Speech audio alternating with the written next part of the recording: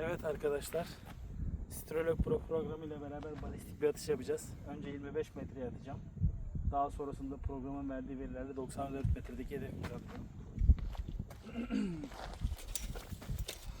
25 metreye atışımıza başlıyorum.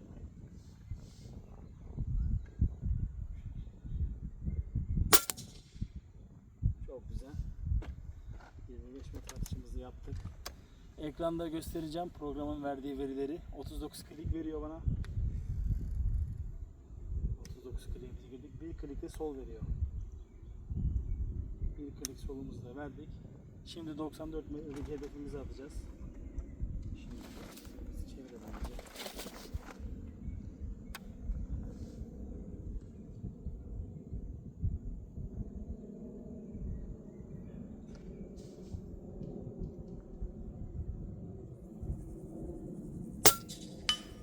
Hedef. Birkaç kere atış yapalım.